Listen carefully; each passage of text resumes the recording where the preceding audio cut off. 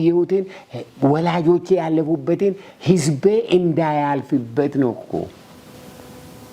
የኦሮሞ ህዝብ እንዳያልፍበት እኮ ነው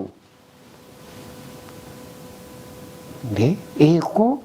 ጨለማ ስንት መከራ ስንት ቅዠት በዛ ውስጥ የኦሮሞ ህዝብ እንዳያልፍ እኮ ነው የምፈልገው የምጸልየው ህዝቤን በጣም ነው የምወደው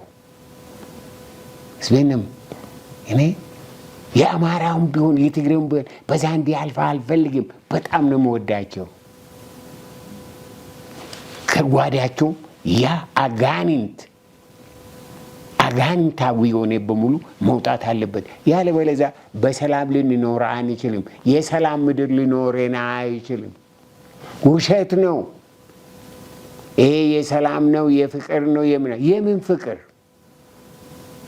ነው ሰይጣን የሚሰጠው ፍቅር